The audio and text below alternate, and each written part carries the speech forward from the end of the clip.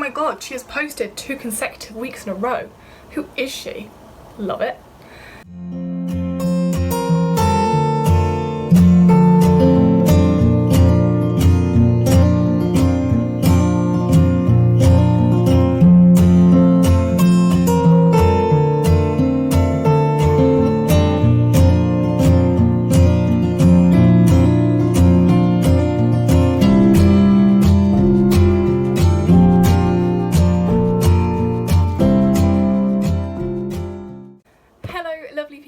So today, after last week's kind of semi-rant, I thought I would do something a little bit more lighthearted and a bit more fun and a bit more me. So I thought I would share with you my lockdown library, all the books that I've been reading during lockdown and all the books I plan to read. Lockdown for me has been stressful, but what I've really enjoyed is the opportunity to learn new things, to do new things, and to generally, you know, have some time to myself and a bit of self-care, because we all love a bit of self-care. So I've got lots of books that I've read. I've got them all in front of me here, all of my books that I've been reading, and I thought I'd share with you what they are. So I split my reading into fiction and non-fiction. So I love a good fiction book, but you know, I dip in and out of a non-fiction at the same time, so that's why it's quite a lot. It's because I've sort of been reading them together in parallel, which some people can't do, and I completely understand why, but because it's not like 2 fiction books, I'm not dipping into 2 worlds, which I could never do. I couldn't read 2 fiction at the same time. So I've got kind of a pile of sort of non-fiction, kind of funny self-help books. I've got my non-fiction spiritual books, and then my fiction books. So I thought I'd start with fiction. How many times can I say fiction in a sentence? We'll soon find out. So the first book that I read during lockdown, I've actually been reading for a little while, and it is Anthony Horowitz's Magpie Murders. So I really love a whodunit, I like crime, I like thrillers, I like historical fiction, that kind of genre. This is amazing. So it kind of, I don't want to ruin it for you, but it sort of starts out as a whodunit, as kind of a bit of an Agatha Christie-esque style story, and then towards the end it suddenly turns into this incredible thriller, and I absolutely loved it. Like, you get towards the end of the whodunit and it all suddenly goes, breaks the fourth wall. It's amazing, it's so good. So I really recommend that one, if that's what it's called. And also, if you're like me, I always say hello to the magpies. I don't know if you're like, maybe I'm just a bit weird. Well, I am a bit weird, we know this by now. But there's like, hello Mr. Magpie, housewife and kids. Sort of with the whole idea of 1 for sorrow, 2 for joy, 3 for a girl, 4 for a boy, 5 for silver, 6 for gold, 7 for story, never to be told. And I don't know 8, 9, 10, I can never remember. Anyway, doesn't matter. But this is really, really good. So if you like an Agatha Christie's, but you also like a bit of a thriller, highly recommend. I really love Anthony Horowitz. I have read a few of his books now. I love The Monogram Murders and Moriarty are 2 of the other books I've read by him. Hello, this is Editing Poppy here. The Monogram Murders are actually written by Sophie Hannah, so I've put an image up for you. That is not an Anthony Horowitz one, sorry about that. And they're incredible. So Moriarty is like a Sherlock-esque story, and then Magpie Murders is an Agatha Christie-esque, so that's sort of Poirot. Not Magpie Murders, sorry, Monogram Murders, all the M's. Monogram Murders, Moriarty and Magpie Murders. I obviously like, there's something about M's. So yeah, highly recommend. I'm absolutely loving it. Well, I loved it, I finished it now, and I was so upset when I finished it because it was so good. So the next on my fiction list, I haven't started yet, but it's Dan Brown's The Da Vinci Code. Obviously, I've had so many people tell me this is an amazing book, and I cannot wait to get my teeth into it. I've seen a little bit of the film, but I haven't actually sat down really and watched the whole film. I'm not a huge TV person, but I cannot wait to read the book and then watch the film and decide what I like more.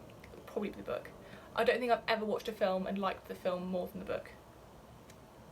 Maybe that's just me. Let me know, what do you think? What do you think of film adaptations?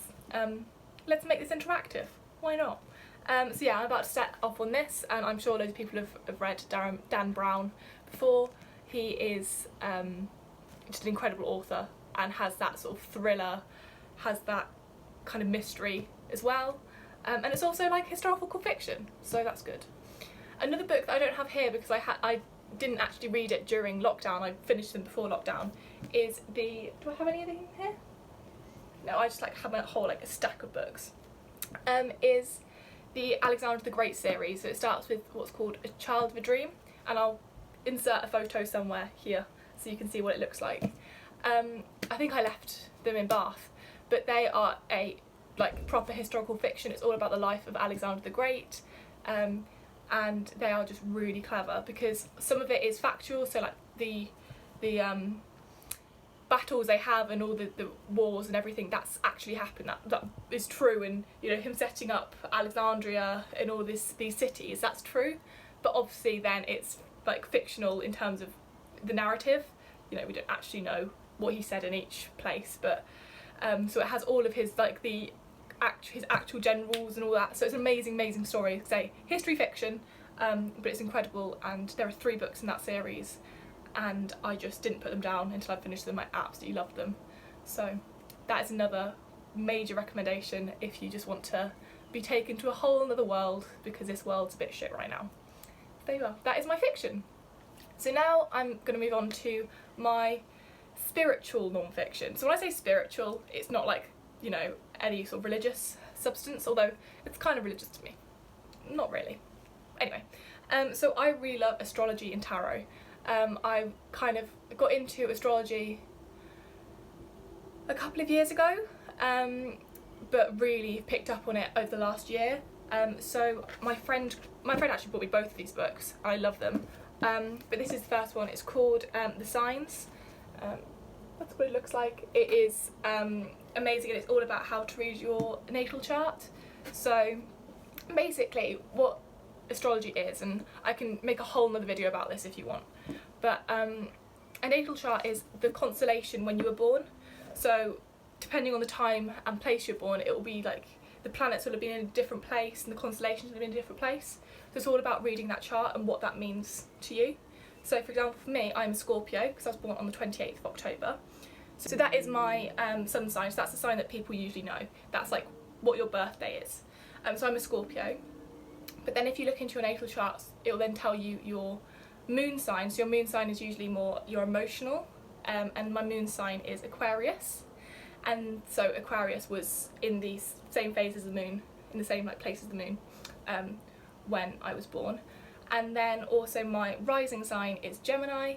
So my Gemini was on the rising line when I was born. It's quite hard to explain, and I'm like more than happy to make an like, full video about this because I absolutely love astrology. And you learn all of it. So like for example, my Venus was in Scorpio as well, and you get to learn what your planets are and what houses, and it's amazing. Anyway, I love it, and I love this book, so it's really helping me learn more about astrology, and it's just quite a fun one to read. The next one in my non-fiction spiritual realm is How to Read Tarot. Again, my friend got this for me for Christmas. I've only been reading tarot since December, so I'm still very new. And this just teaches me all about what like the major arcana means, what the minor arcana means. I can't say the word arcana. Somebody can correct me at some point. But so this is basically all about how to read them and what things mean. Obviously, when you read tarot, it's very personal what you interpret, and also each deck is slightly different. So my deck is, I have a druid deck because I absolutely love druid culture and paganism. So I love these, and they're absolutely beautiful. So they're really, really pretty. So yeah, I've been really enjoying reading tarot. I read tarot for myself like almost every day, and I also read tarot for my friends as well. So I have done a couple of reading with a couple of different people. It's fun, and you know, you don't have to take it seriously. Like if you don't believe in any of that stuff, that's fine. But I like it because I don't think it predicts the future. Although it did give me a very accurate reading about my love life a couple of months ago, which was shocking. But I think it makes you look at things in different ways, different perspectives on things. Oh, my hair. It gives you different perspectives. So I'll pull a reading for, say, my love life, or for my direction I'm going in my academia, or just a mind, body, soul reading, and it will just make me think about something in a slightly different way.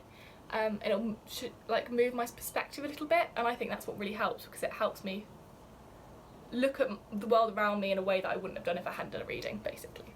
So I love that. Again, I'm more than happy to make more of a video around that another time if you'd like it, of course. And now on to the non-fiction, and these are like my favourites. So this book, The Life-Changing Magic of Not Giving a Fuck, beautiful, absolutely love it. I read this about 2 years ago and I absolutely loved it. Like, oh my god, it just was so funny. It's by Sarah Knight, and she calls herself the anti-guru, and it's really, really, really funny. The way she writes is just, if you've ever read any of my blogs, I kind of almost mimic her style a little bit, to my own ends, because I just think it's a really good chatty, she's got a very good chatty style, and obviously she doesn't care about language, a lot like me. So that was really good. So I've actually read all 3 books now. So in lockdown I finished her 3rd book in the series, You Do You. So she has Life-Changing Magic of Not Giving a Fuck. The 2nd book is Get Your Shit Together, which again is a really good book. This is what it looks like. And then the 3rd book is You Do You, and it is just so funny. She says how to be who you are and use what you've got to get what you want. So I just absolutely love that. I'm dyslexic, so it takes me quite a long time to read books. So this is quite chunky for me, but I read it in probably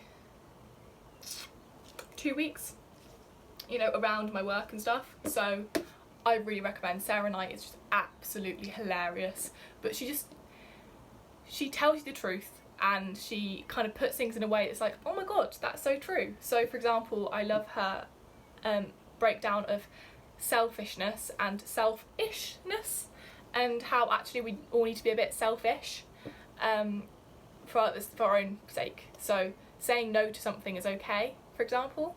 Yeah, anyway, she highly recommend this. Oh, I love this book. I love all her books, and I really hope she's going to get another book out soon, because she is my life.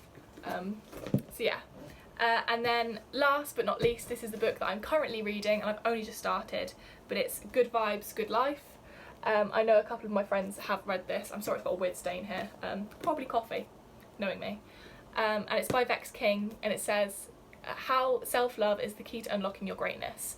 I've really been using lockdown to introspect and to give myself a little bit of self-love, because I've always put a lot of pressure on myself. I've always been had a really high drive to be perfect. Like, I'm a born perfectionist, and so this has just helped, you know, me be a bit kinder to myself, and it's okay when things go wrong, and it's okay when I don't get the top mark, but I absolutely love this. Again, I really highly recommend.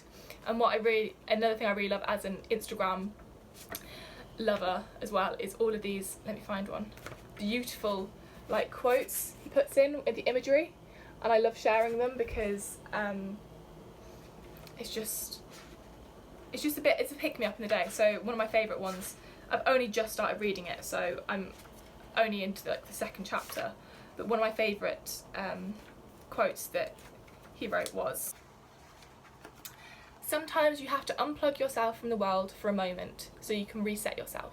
It's like that idea of like turning the computer on and off again to like get it working again. Sometimes you need to do that with you. Turn you on and off, that's a bit mean. But yeah, so they are my books for my lockdown library. I am sure that I'll end up reading so many more, depending on how long this lasts, but it's really nice to just take a step back from my studies. I'm not reading anything psychological, although I suppose like the self-help and the Good Vibes, Good Life is a little bit psychology. It's just something completely different that I can just enjoy and make me feel better. So I hope that helped, and I hope that you know, now go away and have a look at some books that you want to read and make the most of lockdown. As I said before, self-care is really, really important, so I really want to make sure that, yes, I'm working during my working day, but in the evenings that I do something completely unrelated, and for me that is reading and enjoying that time, my downtime.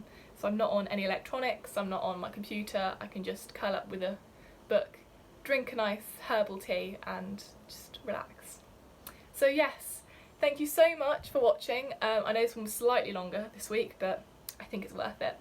And I love you all lots. Look after yourself, stay safe, as everyone keeps saying, and I will see you hopefully